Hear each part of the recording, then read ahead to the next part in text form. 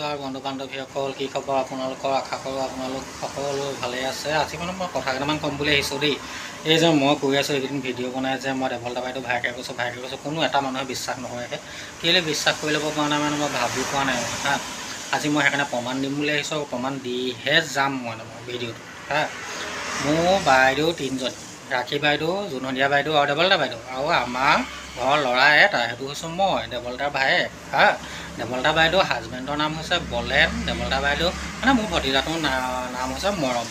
আৰু কি প্ৰমাণ দিম বাৰু আপোনালোকক? ইমানখিনি প্ৰমাণ দিয়াৰ পাছতো মোৰ মানে ভায়েক বুলি স্বীকৃতি নকৰে আপোনালোকে হে।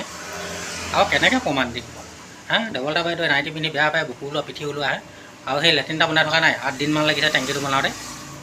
আৰু কি প্ৰমাণ দিব লাগে? আৰু কি প্ৰমাণ দিব লাগে? হয় মই হয় ভায়েক হয় বুলিছোঁ নহয়, হয়